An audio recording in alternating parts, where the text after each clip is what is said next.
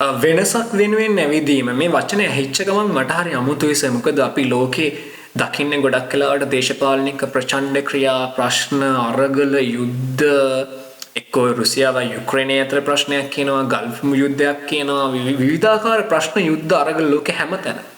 මේ ප්‍රශ්න අරගල මැද්දේ වෙනසක් වෙනුවෙන් නැවිදීම කියලා වචනයක් ඇහෙනවා. මට කියන්න සර් ඇත්තටම ඇවිදලා වෙනසක් කරන්න පුළුවන් යුගයකද ලෝකයකද අපි ඉන්නේ? ඇත්තටම ඇවිදලා මේ ලෝකේ වෙනස් කරන්න පුළුවන්ද? ලෝකේ යුද්ධ ඇති වුණා. විශාල යුද්ධ, පළවෙනි ලෝක යුද්ධය. පළවෙනි ලෝක යුද්ධයෙන් පස්සේ දෙවෙනි ලෝක යුද්ධය. ඒ වගේ යුද්ධ රාශියක් ඇති වුණා. රටවල් එකට ඉන්න බැරුව වෙන්වීමේ යුද්ධ තිබුණා. එතකොට ඒ විදියට ලෝකේ යුද්ධ තිබුණා තමයි. නමුත් යුද්ධයෙන් සෑම දෙයක්ම කරන්න පුළුවන් කියලා හිතන පිරිසකුත් ඉතුරු වෙලා ඉන්නවා. අදටත් එහෙම ඉන්නවා.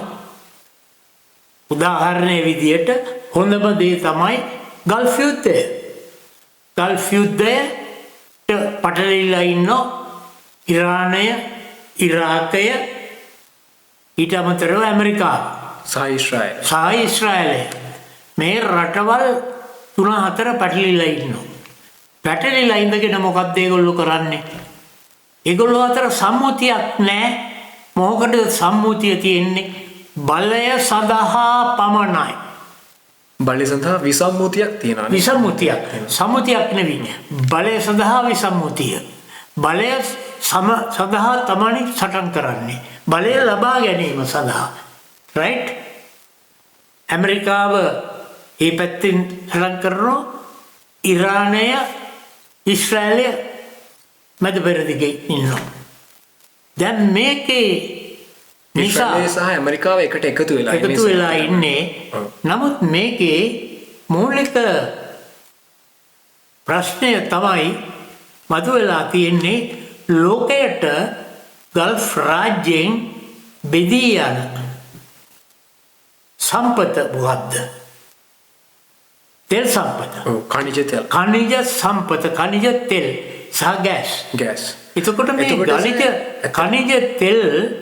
khනිජ තෙල් බෙදා හැරීමේදී පාවිච්චි කරන ප්‍රධාන සාධක තැනක් තමයි හෝමෝස් සමුද්‍ර සංධිය. දැන් හෝමෝස් තරහා මේක සාමකාමීව පහුගිය දැනට ගිය පෙබරවාරි වලට කලින් වෙනකම් තිබුණා. ගියා. නැව් ගමනාගමනේ සිද්ධ වුණා. නමුත් අද පහුගිය පෙබරවාරි 28 වෙනිදායින් පස්සේ තත්ත්වය වෙනස් වෙලා මුළු කලාපයම අකර්මණ්‍ය වෙලා. දකුණු ආසියාව, නැගෙනහිර ආසියාව, යුරෝපා රාජ්‍ය පවා ඒවට තෙල් බෙදා හැරීමේ ක්‍රමවේද හිර වෙලා මුළු වෙළඳාම අකර්මණ්‍ය වෙලා. ඒකයි වෙලා තියෙන්නේ. මෙන්න මේක ගැන කතා කරන්න කොට තමයි මතුවෙන්නේ දැන් මේ වෙනසක් වෙනුවෙන් ඇවිදීම කියලා කියන්නේ. වෙනසක් වෙනුවෙන් ඇවිදින්නේ කුමක් සඳහාද? අන්න ප්‍රශ්නේ එළත. වෙනසක් වෙනුවෙන් ඇවිදින්නේ ඇත්තටම මේක ගියොත් පහළට ගලාගෙන ගියොත් යටත් විජිත අධිරාජ්‍යයට යටත් වෙලා තිබුණු ඉන්දියාව, භාරතය, මහා භාරතය යටත් වීතෙන් නිදහස ලබා ගැනීම සඳහා විශාල අරගලයක් කරා. ඒ අරගලයට නියමුවා වුණේ නායකත්වය ගත්තේ මහත්මා ගාන්ධි. හැබැයි අර යුද්ධ වගේ නෙවෙයි. අර අවියායුධ යුද්ධ වගේ නෙවෙයි. සාමය, සංහිඳියාව, අවිහිංසාවාදය මුල් කරගෙන තමයි ඒ යුද්ධ සාම අරගලය ඇති උනේ. හරි. ඒකට අවිහිංසාවාදී පියා කියලා කියනවා. අවිහිංසාවාදී පියා කියලා කියනවා බොහොම හරි. ගාන්ධි සොයාගත්ත ක්‍රමය තමයි ඒක. අවිහිංසාවෙන් සියලු ප්‍රශ්න විසඳා ගැනීම. යටත් විජිත අධිරාජ්‍ය යටත් කරගෙන හිටි රටවල් මුළු ලෝකේ විශාල ප්‍රමාණයක් යටත් කරගෙන හිටියා. අපි කිව්වේ හිරු නොබසින අධිරාජ්‍ය කියලා. හිරු නොබසින අධිරාජ්‍යයි කියලා කිව්වෙත් අන්න ඒකයි. එතකොට ඒ රාජ්‍යයේ ඇතිවෙච්ච ප්‍රශ්න කිහිපයක් තිබුණා. ඒව විසඳගන්නේ කොහොමද කියන ප්‍රශ්නය ආවා. දැන් යටත් විජිතය සතුව තමයි මට පුංචි ප්‍රශ්නයක් තියෙනවා. ගාන්ධිට තිබුණු අවසාන විකල්පයේ විදියට එයා කොහොමද ඔය සාමාරගලේ කියන එක දැක්කේ? අවිහිංසාවාදය කියන එක දැක්කේ? කොහොමද ඒක අවබෝධ කරගත්තේ? එයා අවිහිංසාවාදය කියන එක දැක්කේ සටන් නැතුව, තවත් ප්‍රහාර නැතුව, මිනිස්සුන්ගේ ජනයාගේ සම්මුතියකින්, එකඟත්වයකින්, සහභාගීත්වයකින් ගොඩනගා ගන්න එකඟතාවය. එතකොට ඉන්දියාව යටත් විජිතය විසින් විශාල වශයෙන් බදු අය කිරීම කර. මොනවට දය කළේ? මොනවට දය කළේ? ලුණු. එතකොට ලුණු වලට විශාල බද්දක් පැනෙවුවා. ලුණු වලට බදු පැනවීමේ ප්‍රතිඵලය අවසාන කෙලවර වන්නේ ලුණු නීතිය කැඩීමට ගාන්ධි මැදිහත් වුණා. කොහොමද ලුණු නීතිය එයා කැඩුවේ? සටන් කරේ නෑ දැන් වගේ අරගල නෙවෙයි. එයාට එයාගේ ඒ සියලු සංවිධාන ජාලය මේ ලුණු නීතිය කැඩීමේ ව්‍යාපාරයට සම්බන්ධ වෙන්නේ මෙන්න මෙහෙමයි. වෙරළට ගිහිල්ලා 50-60ක් විතර එක්ක ගාන්ධි වෙරළට ගියා. වෙරළට ගිහිල්ලා වෙරළේ ඉඳගෙන 78 දෙනෙක් විතර සම්බන්ධ වුණා කියලා කියනවා. ආන්න හරි. මේ සම්බන්ධ වුණා. කොහොමද ලුණු නීතිය කඩන්න 78 දෙනෙක් සම්බන්ධ වෙනකොට මුළු වෙරළ තීරයම ඉන්දියානු සාගරය වටා තියෙන ජනයා මුහුදු වෙරළට මහා ලක්ෂ ගණනින් ගාන්ධි ඉස්සෙල්ලම ලුණු නීතිය කැඩුවේ මෙහෙමයි. කොහොමද කැඩුවේ? බැස්සා මුහුදු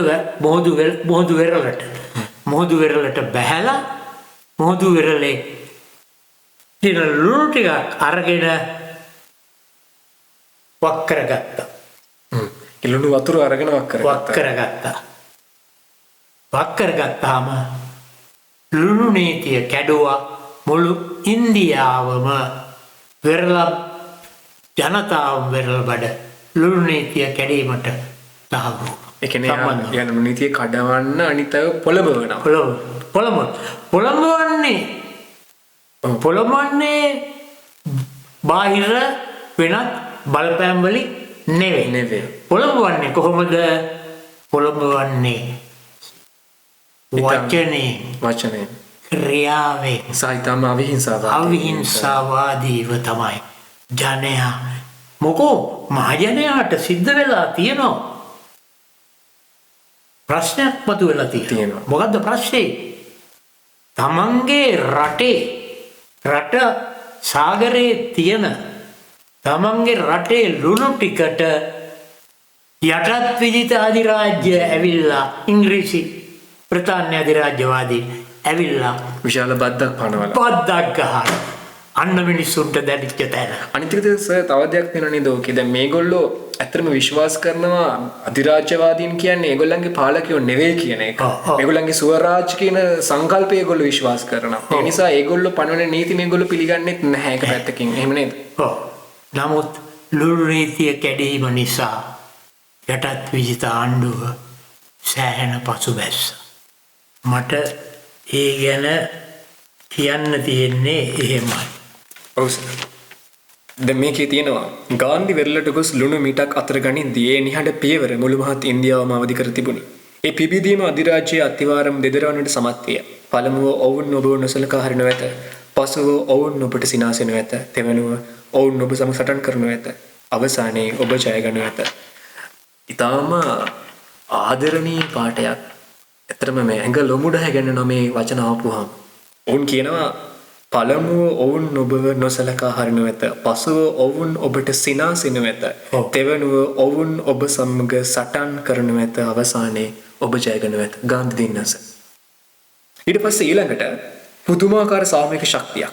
පාරක ඇවිදින විට ඔබ ඔබේ ශරීරයේ කාලය සහ ශක්තිය කැප කරයි. ඒ කැපවීම දකින මිනිස් හදක ඇයි ඔවුන් මෙලෙස ඇවිදින්නේ යන පැනය නිතතින් ජනිත වේ.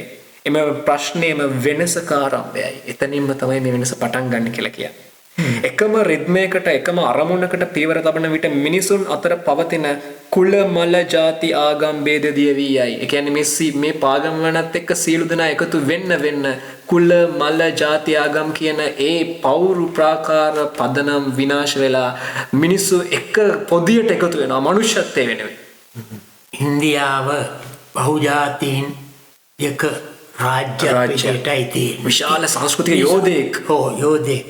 නමුත් ඒ රාජ්‍යයේ තිබුණා විවිධ කුල වශයෙන්, විවිධ ආගම් වශයෙන්, විවිධ ජාතීන් වශයෙන් බෙදී වෙන් වී වෙච්ච ජාතියක්. එතකොට කුල වශයෙන් මුස්පහත් භාවය තිබුණා. කෙනෙකු තව කුලයක කෙනෙකුට අස්පර්ශනීය භාවය. ඒ කියන්නේ ඒ කුලයේ කෙනෙක් තමන්ගේ වැදෙනවටත් අකමැති එක. ඇඟේ ගෑවෙනවටත් අකමැති. අස්පර්ශනීය භාවය. හරිද? එතකොට කුලයේ අඩු කුලීනයෙක් දිහා බලන්නේ තවත් ඉහළ කුලකෙක් බලන්නේ වපරැසි. එයා පිළිකුල් කළ යුතු පුජ්‍යලෙක්. දැන් අභියෝගයේ මේ සිළු දෙනා එකට එකතු කර ගැනීම ඒක විශාල අභියෝගයකට පැත්තේ. ඒක හරි. ඒ අභියෝගය තමයි අස්පර්ශනීය නීතිය කැඩුවා. ජනතාව දැනුවත් කරා. දැනුවත් කෙරුවාම මේ අස්පර්ශනීය භාවය කියන එක ආදී කල් යුගයේ පටන් පැවතෙන කතාවල් ක්‍රියාවල් ඒවා කඩලා බිඳලා දාලා ඉබේම ඉන්දිය ජනයා ලස්සන වචනයක් තියෙනවා ආචීර්ණ කල්පික මතවාද කියලා. හරි පිළිගන්නවා. ආචීර්ණ කල්පිත මතවාද. පැරණි මතවාද වලින් වෙනස් වෙලා අලුත් දිහාවකට යන එක ආරම්භ වෙන්නේ ගාන්ධිගේ අරගලයත් අවිහිංසාවාදී අරගලයත් සමග. ඊට පස්සේ මෙහෙම තියෙනවා. මේ මොහංගේ ආදර්ශය ඇට්ලාන්ටික් සයුරින් එතර ඇමරිකාවට පියවා ගියේය. කළු ජාතිකයන්ට එරෙහිව පැවති අසාධාරණ වෙනස්කම් වලට විරෝධය පළ කරමින් මාටින් ලූතර් කිං දියත් කළ අරගලයේ ඉතිහාසය රන්නකොරින් ලියවුණේ. හරි. ඊට පස්සේ මෙහෙම තියෙනවා 1965 වසරේ සෙල්මා සිට මොන්ගෝමරි දක්වා ඔහු මෙහෙ වූ පාගමනට පොලිසියෙන් බැටන් ප්‍රහාර එල්ල වුවද ඔහු කිසිවෙටකත් ආපසු පහර දුන්නේ නැත. ඒ වෙනුවෙන් ඔහු තව තවත් ඉදිරියටම ඇවිද ගියේය. ඔබට පියාඹන්න බැරි නම් දුවන්න බැරි නම් ඇවිදින්නත් බැරි නම් බඩගාගෙන හෝ යන්න. ඇත්තටම ඇඟ ලොමුඩ හැගන්නේ නැහැ වචන. ලොමුඩ හැගන්නේ කතාවක්. මාටින් ලූතර් කිං කියන්නේ නොදෙවෙනි පුජ්‍යලේ ගාන්ධිට වඩා. ගාන්ධි වගේම. ගාන්ධිට ලෝක විශාල පිළිගැනීමක් තිබුණා. මාටින් ලූතර් ඇමරිකාව ඇතුලේ විශාල ඉපදයක් කරා. සුදු සහ කළු ભેදය ඉවත් කිරීම සඳහා කරපු අරගලය තමයි මෙතන තියෙන්නේ. එතකොට ඊළඟට මොකද්ද වෙන්නේ? ඊට පස්සේ මෙහෙම තියෙනවා. නමුත් ඔබ මොනවා කළත් ඉදිරියටම යන ඔහුගේ වදන්, කියන්නේ මාටින් ලූතරගේ වදන් අදටත් පරාජය කළ නොහැකි මානසික ශක්තිය උද්ෘතයයි. ඒ ලෝක ප්‍රකට මට සිහිනයක් යන අරුත දනවන I have a dream යන කතාව පවත්වන ලද්දේ ලක්ෂ 2.5 ජනතාවක් වොෂින්ටනයට වෙත ඇවිද ගිය ඒ විසල් පාගමන තුලදීය. එදා ගාන්ධි හෝ මාටින් ලූතර් කිං පාගමනට අවතීර්ණ වූයේ ප්‍රතිවිරුද්ධ පාර්ශවයන් කිසි ලෙසකින්වත් සතුරෙකු ලෙස සලකා නොවේ. මේක හරි විශේෂයි නේද? පාගමන ඇතුලේ දේශපාලනිකව එදිරිවාදිකම් දරන මිනිස්සු හිටියට කවුරුත් හතුරු නෙවෙයි. මොකුත් නැහැ. දැන් මම ඕකට සම්බන්ධ කරන්නද තවත් කොටසක්? ඔව් සර්. ලංකාවෙත් ඔහොම පාගමන් තිබුණා. ඔව්. දේශපාලන පාගම. හැබැයි ඒ පාගමනේ සාමූහිකත්වයක් තිබුණේ නැහැ. විවිධ කණ්ඩායම් එකතු වුණා. 94ට කලින් 92 විතර වගේ. ඒ අයෝ තුනේ. එතකොට කණ්ඩායම් විවිධ එකතු වුණා. පුරුදු වෙලා කොළඹ සිට කතරගමට යන පාද යාත්‍රාව කියලා හැඳින්වුවා. මේ පාද යාත්‍රාවේ දේශපාලන වමේ පක්ෂ සමහර ඒවට ඉඩකඩ තිබුණා. සමහර ඒවට ඇතුල් වෙන්න ඉඩකඩ ලැබුණේ නැහැ. ඒක නිසා හිතාමතාම අවකාශය ඇහැරුවා. මම මේ අත්දැකීම් වලින් කියන්නේ මේකේ ප්‍රධානියා විදියට හිටියේ මහින්ද රාජපක්ෂ. නමුත් මේකේ පාද යාත්‍රාවේ මෙහෙයුම්කරුවන් වූයේ නව සමාජ පක්ෂය වාසුදේව වික්‍රමබාහුගේ ප්‍රධානත්වයෙන් තිබිච්ච බලවේග දෙක. හරිද? එහෙමයි නානායක්කාර හා වික්‍රමබාහු කරුණාරත්න නේද?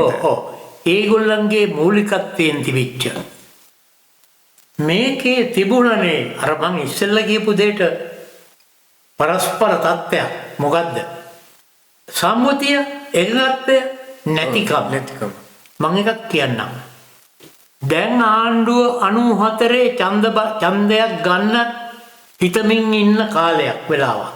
94 මාතරට ඇතුල් වෙලා යනකොට කොමියුනිස්ට් පක්ෂය මාතර බලය තියෙන්නේ. වමේ කොමියුනිස්ට් පක්ෂය පොඩ්ඩක් එතෙන්ට ආවා. ඇවිල්ලා ඒ ටික ඉඳලා ගිහිල්ලා මාතර සීමාව ඉවත් වෙනකොට ඇත්තකට ගියා. හරිද? ඊළඟට දෙවුන්දරට යනකොට චන්ද්‍රිකා මැතිණිය එයාගේ කිහිප දෙනෙක් එක්ක වැල්ලමඩ මේ වෙරළ ඉස්සරහා බලාගෙන හිටියා පාද යාත්‍රාව යන. ඒ කියන්නේ සහයෝගී දැක්වුවා. සහයෝගය දැක්ුවට එන්න දුන්නේ නැහැ. ඒ කියන්නේ චන්ද්‍රිකා බණ්ඩාරනායකට එන්න දුන්නේ නැහැ. හේතුව දෙවිනුවරදී ඒ අර්බුදය තවත් මතු. මාතර උයන්වත්ත පිටේ ඊට ඉස්සෙල්ලා කියන්න ඕන. මාතර උයන්වත්ත පිටේ රැස්වීමේදී චන්ද්‍රිකා මැතිණියට අමුතිත්ත කුණුහරුපෙන් බැන්න. නම් කියන්න හොඳ නෑ මනුස්සයා දැන් මෑතක ඊයේ පෙරේදා මැරුණා. මේකස මේ මේකස මේ චන්ද්‍රිකා බණ්ඩාරනායකට ආණ්ඩුවක් ලබා දීමට ගිය පාගමනක් නෙවෙයි. නෑ. මේකේ මුල් නියමුවා විදියට ශ්‍රී ලංකා නිදහස් පක්ෂයේ වන විට හිටපු මහින්ද රාජපක්ෂ ප්‍රබලය. නමුත් මේක මෙහෙව්වේ නව සමාජ පක්ෂය එදා අද ලෑල්ලට වැටිලා තියෙන්නේ පොඩ් ලෑල්ලට. එදා දේශපාලනික වශයෙන් මිහිදන් වෙලා තියෙනවා. නමුත් බොහෝ දේවල් කෙරුවා. බොහෝ ක්‍රියාකාරකම් වලට බැදිහත් වුණා. ඒ නිසා සාමූහික බවක් එතන නැහැ. සාමූහික විඥානයක් නැහැ. අපි ඉගෙන යුතු පාඩම තමයි මේ දැන් මහත්මා ගාන්ධිලාගෙන් මාටින් ලූතර් කින්ලාගෙන් ඉගෙන ගත යුතු පාඩම. ඒක තමයි අපේ සමාජය ඉදිරියට ගෙන යා යුතු සංකල්පය. මෙහෙම දෙකුත් තියෙනවා. ඇමරිකානු කවියෙක් වෙච්ච රොබර්ට් ෆ්‍රොස්ට් කියනවා පද්‍ය පන්තියක මෙන්න මෙහෙම එකක්. වනාන්තරය ලස්සනය, අඳුරුය, ගැඹුරුය. නමුත් මා ඉටු කළ යුතු පොරොන්දු ඇත. සතුරුම් ගණනක් යා යුතුය. මා නිදන්නට පෙර සාම පාගමන්වල යෙදෙන මිනිසුන්ටද නවතින්නට අවසර නැත. එතකොට ඇත්තටම සාම පාගමනක් අපි පටන් ගන්නවා කියන්නේ අපිට නවතින්න අවසරයක් නැහැ කියන එක නේද? මේක සාමය නමුත් අත්පත් වෙනකම් යන්න ඕනිය. නමුත් රාත්‍රී කාලේ බුදේ ගන්නවා. එහෙමනේ. ඊට වඩා මේකේ තියෙන අර සංකල්පීය කාරණාව, ඒ කියන්නේ අපි භෞතිකව කොච්චර දුර ඇවිදගෙන ගියත්, අපි ෆිසිකලි ඇවිදගෙන ගියත් අපේ ඔළුවේ තියෙන්න ඕනේ මේ ජර්නි එක, මේ ගමන ජයග්‍රහණයකින් තොරව අවසන් වෙන්න බෑ කියන එක. මොකද මේ ඉතිහාසයෙන් පණිවිඩය යන්නේ අනාගතයට. ඇත්ත වශයෙන්ම අවංකව ඇත්ත తත්වය පැහැදිලි කළොත් ඒ පාද යාත්‍රාව 94 චන්ද්‍රිකා මැතිණිය ජනාධිපති දක්වා ගෙන මේ විශාල ශක්තිය මොහොත දක්වා ලොකු බලපෑමක් ඇති කෙරුවා. කියන්නේ ශ්‍රී ලංකා නිදහස් පක්ෂය වටා විශාල ජන බලයක් හැදුවා. ජන බලයක් හැදුණා. ඒක හැදුනේ ශ්‍රී ලංකා නිදහස් පක්ෂය විතරක් එහෙමම නෙවෙයි. එක්සත් ජනතා නිදහස් සන්ධානය. එක්සත් ජනතා නිදහස් සන්ධානය විදිහට. ඉතින් ඕක ගැන ඔච්චරයි ඒ ටික කියන්න තියෙන්නේ. දැන් අපි මාතෘකාවට කාලීන මාතෘකාවට එමු සර්. අපි කතා කරමු සර් ආලෝක ගැන, එහි පස්සිකෝ ගැන, එහි පස්සිකෝ සාමපාගමන ගැන. දැන් මට ඇත්තටම කියන්න සර් අපේ ඉතිහාසය තුළ පාගමන් ගොඩාක් දැකලා තියෙනවා. ගාන්ධිගේ පාගමන අපි දැක්කා. ඊට පස්සේ එන්නේ හට ගිලා මාටින් ලූතර් කිංගේ පාගමන දැක්කා. මට කියන්න සර් මේ පාගමන් එක්ක බලනකොට එහි පස්සිකෝ සාමපාගමන කොහොමද වෙනස් වෙන්නේ? මේ වෙනස කොහොමද සර් දකින්නේ? එහි පස්සිකෝ පාගමන ස්වාමීන් වහන්සේලා සමූහයක් එකතු වෙලා යන ගමන. ඇමරිකාවෙන් ආරම්භ කළා දැන් 7,2000කට වැඩි ගමන ගිහිල්ලා දැන් ලංකාවෙත් 7,300ක් ගිහිල්ලා තමයි ඒක දැන් යමින් පවතිනවා. එතකොට ඒකට විශේෂත්වයක් තියෙනවා. එහි පස්සිකෝ සාමපාගමනේ ඒ ජනතාවට පාගමනේ යෙදෙන උදවියට ආහාර බීම වතුර ගෙනල්ලා දෙන්න බෑ.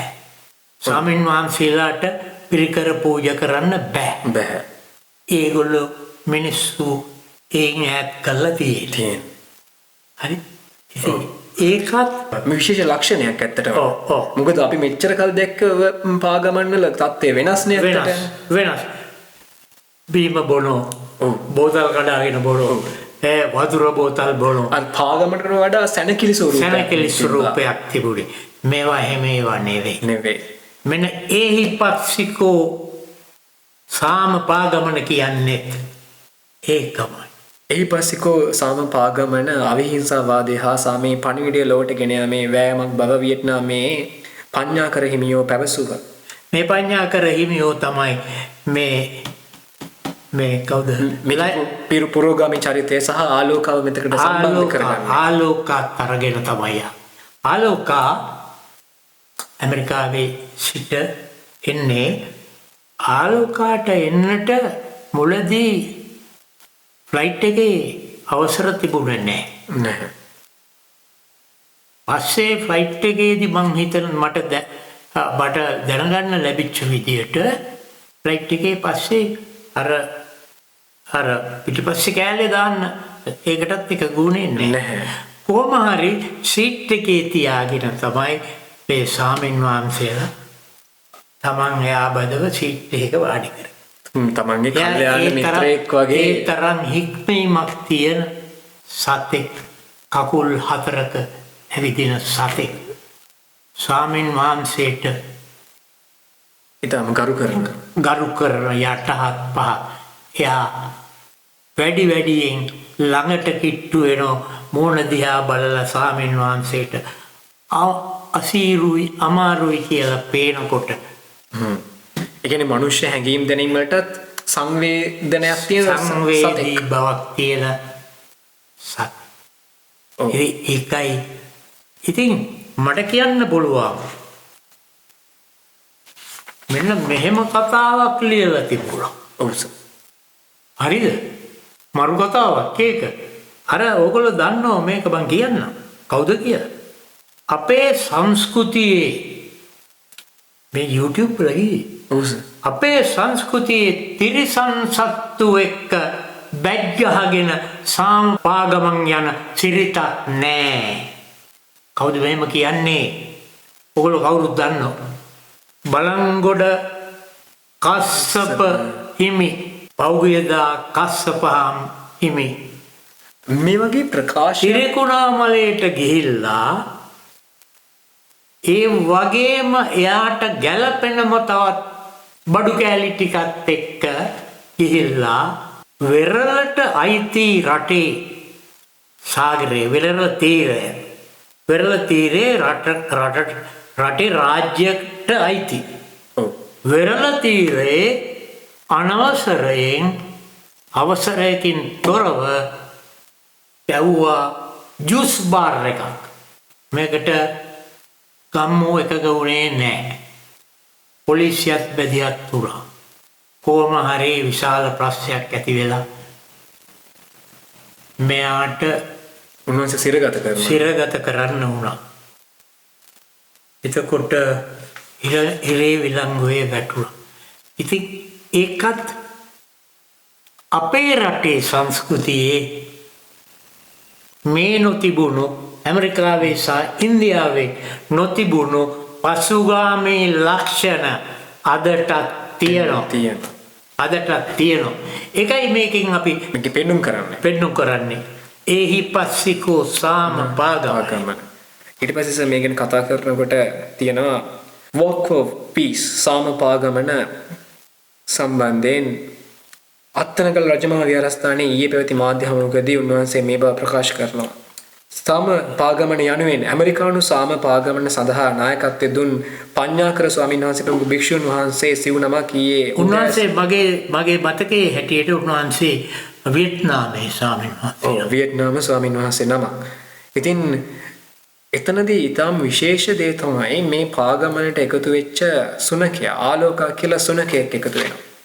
ඇත්තටම මේ ආලෝකා සාමසුනකයා මේ තරම් දුරක් ඇවිදපු එක ගැන ලෝකේ පුරා සිටින ආදරය කරන ඒ සුනකයාට ආදරය කරන පිරිස් විශාල සැලකිල්ලක් දක්වනවා. වාසනාවකට වගේ විශාල පිරිසකගේ උදව් උපකාර මේ ගමනට ලැබෙනවා. ඇත්තටම ආලෝකා සුනකයා මේ ගමනට සහභාගී වීම දකින්නේ කොහොමද? යම් උත්තේජනයක් ගමනේ යන අනිකුත් අයට සහ ඒක බලන දකින ශ්‍රවණය වෙන හරිද? ඔව්. තත්ත්වයන් තුල මේකට මේ විවේචනයක් උද්දීපනයක් ඇති කරනවා. මේකට විවේචනයක් තියෙනවා. මේ ආලෝකව යොදාගන්නේ ඊටම අනවශ්‍ය ආකර්ෂණයක් මේ වෙත ළඟා කරගන්න කියලා. මොකක්ද විවේචනය ගැන කියන්නේ? අනවශ්‍ය ආකර්ෂණයක් ලබා ගන්න සතෙක් දාලා පුළුවන්ද? සතෙක් කියන්නේ කකුල් හතරයි. තිරිසන් සතා කියලා කියන්නේ. නමුත් සතා පුහුණු වෙලා තියෙනවා විනය. සතා දුවන්නේ නැහැ. දැන් අපේ රටේ ඉන්න බල්ලෝ එළියට දැබ්බ ගමන් දුවනවා. ඒවන්නේ තම සංයමයක් තියෙනවා. විනයක් පුහුණුවක්. ඒක වැදගත්. හරි. ඊට පස්සේ මේ එහිපස්සිකෝ සමපාගමන ගැන කතා කරනකොට ආලෝක සම්බන්ධව ඇතිවෙච්ච සමහර නිබ්බූත පත කියලා මං කියන්නම්කෝ. ඒ කියන්නේ සමහර විවේචන ගැන කතා කරද්දී තියෙන ලොකු විවේචනයක් තමයි මේක අපේ සංස්කෘතියට පටහැනි වගේ දෙයක් කියන. ඇත්තටම අපේ සංස්කෘතියට පටහැනි භාවයක් නැහැ. අර විවේචනය තමයි බලංගොඩ කස්සපහම දුර කිව්වෙත් එහෙම කතාවක් නේ. ඔව්. ඉතින් මේ විවේචනය සම්බන්ධව සරට මොකක්ද කියන්න තියෙන්නේ? ඒක ඉතින් මෙහෙමයි. ලංකාව පසුගාමී රාජ්‍යයක්. ඇත්තටම අපේ සංස්කෘතියේ එහෙම දෙයක් තිබුණාද? නැහැ. මෙහෙමයි මේවා ඇති කරානේ. මේවා ඇති කරේ මිනිස්සුව විසින්. කොටස් විසින්. අපි නිදහස ලැබුවට අපි ලැබුවේ නිදහසක් නෙවෙයිනේ. ඉන්දියාව ලැබුව නිදහසයි. අපි ලැබුව නිදහසයි දෙකක් නේ. අපි ගියා. ඔවුන් මතු කරන තර්කය මෙහෙම දෙයක් සර්. ඒ කියන්නේ ඔවුන් කියනවා ඊටාම නිර්ධනපාන්තික දුක්ඛිත ජීවිත ගත කරන ලංකාවේ විශාල පිරිසක් සමාජයෙන් අවමන් ලබනවා, පැත්තකට වෙලා ඉන්නවා. ඔවුන්ට කිසි හවුහරණක් නැහැ. ඒ වගේ කාලයක මේ සුනඛයෙක් කෙනෙකුට එකපාර විශාල පුද පූජා කරගෙන දීමනා දීගෙන එහෙම මානසිකත්වයක් අපිට ඇති වෙනවා කියන එකෙන් අර ඔවුන් කියනවා මේකේ තියනවලු වෙන මවාගත්ත එකක්. අපි නිකන් හරීම මනුෂ්‍යත්වයට ලැබි જાතියක් කියලා ඔප්පු කරන්න හදනවා. දැන් මෙහෙමයි. රටේ අපේ සංස්කෘතිය තවමත් පසුගාමී මට්ටමේ තියෙන්නේ. ඔව්. පසුගාමී මට්ටමේ තියෙනවා කියන්නේ ඉදිරිගාමී දෙයක් ගැන හිතන්නේ නැහැ. නෑ. ඇයි අපි සංස්කෘතික වශයෙන් බිඳ වැටුනේ? අපේ දේශපාලන සංස්කෘතිය ගන්න ඒකත් බිඳ වැටිලා. බිඳ වැටිච්ච එකක් නේ. දේශපාලන අපේ සාක්ෂරතාවය ගමු. අපේ අකුරු ලිවීමේ කියවීමේ සාක්ෂරතාවය කොහොම ඉහළයි? ඉහළයි. අපේ දේශපාලන සාක්ෂරතාවය පහළයි. ඔව්. නේද? Political literacy. political literacy. Right. නමුත් අපේ දේශපාලන සාක්ෂරතාවය යම් වෙනස්කම් වලට ඉදිරි පියවරක් ලැබුණා. එක්තරා මොහොතක් 2021 කාලේ ගාලු මෝදුර කෝල්ෆේස් පිටියේ ඇතිවෙච්ච පුරවැසි අරගලය සමග මහජන මැදිහත් වීමත් සමග මහජන මැදිහත් වීම පුරවැසි අරගලයක් බවට පත් වුණා. මිනිස්සු හිතන්න ගත්තා. මිනිස්සු කියවන්න ගත්තා. මේ මොකද්ද මේ? අපි ආපු ගමන වැරදි. අඩුපාඩුකම් බොහොමයක්. ස්වයං විවේචනයක් තියෙන මිනිස්සුන්ට නේද? ස්වයං විවේචනයක්. අපි ආපු ගමනේ වෙනස්කම් සිද්ධ විය යුතුයි කියලා මිනිස්සුම හිතන්න පටන් ගත්තා. ඒකේ ප්‍රතිඵලයේ විදියට තමයි මේ ඇති වෙන්නේ ක්‍රම වෙනස. සිස්ටම් එක වෙනස් විය යුතුයි. මට මේ මෙහෙම දෙයක් හිතෙනවා සර්. ඒ කියන්නේ මෙතනින් එහාට ලංකාවේ කවුරු බලයට පත් වුණත් ඔවුන් සියලු දෙනා මේ ක්‍රම වෙනසට අනුගත විය යුතුයි. අනුගත වෙන්න වෙනවා. ඒක මොන පාලකයාවත් මොන දේශපාලන දර්ශන තිබ්බත් එකයි. ඇත්ත වශයෙන්ම විවෘතව කතා කරන්න මේකත්. හංගිය යුතු දෙයක් නෙවෙයි. අනුර දිසානායකගේ නායකත්වයෙන් බලයට පත්වෙච්ච ආණ්ඩුව බලයට පත් වුණාට පසුව බලයට පත් වුණේ කුමක් සඳහාද? බලයට පත් වුණේ මේ වැඩ ඉටු කිරීම. සමස්ත ක්‍රමේ වෙනස ඇති කිරීම ලේසි පාසු වැඩක් නෙවෙයි. අපි අද කතා කරා දේශපාලන සංස්කෘතියේ පාගමන් පිළිබඳව. ඒ වගේම තමයි මාටින් ලූතර් කිංගේ පාගමන සහ සියලු පාගමන් වලට ආශිර්වාදයක් වෙච්ච මහත්මා ගාන්ධිගේ පාගමන සහ අවසන් වශයෙන් අපේ පඤ්ඤාකර ස්වාමීන් වහන්සේ මූලිකත්වයෙන් ගිය සහ මේ විදි කතා බහට ලක් වෙලා තිබෙන ආලෝකත් සහභාගී වෙන මේ සාම පාගමන් පිළිබඳවත් අපි කතා කරා. ඉතින් මේ හරහා ප්‍රේක්ෂකයන් බොහෝ දේවල් ඉගෙන ගන්න ඇති. අපි දියුණු මනුෂ්‍යත්වයේ සහිත ලෝකයක් ගොඩනගන්න දායක වෙමු. ඇත්තම කියන්න තියෙන්නේ පාගමනකින් ලෝකය වෙනස් කරන්න පුළුවන්. සාමය අවිහිංසාවාදයේ පිරි ලෝකයක් ඔබට මට නුදුරේදීම දැක ගන්න ලැබේවා. ස්තුතියි. මාත් සමග මෙතෙක් වේලා සම්බන්ධ වෙච්ච නොමුතු වර්ණකුළු සූර්යයටත් බොහොම ස්තුතියි. අපේ YouTube නාලිකාව නරඹන බලන කියන කරන සියලුම හිතවතුන්ට අපි කරුණිකව ආරාධනා කරනවා. අපේ YouTube නාලිකාව දැන් subscribe කරන්න දැනුවත් හිතවතුන්ට ගමේ යාළුවෝ මිත්‍රාදීන්ට කියමින් අද මෙතකින් නතර වෙනවා. ඔබට සුබ දවසක් ප්‍රාර්ථනා.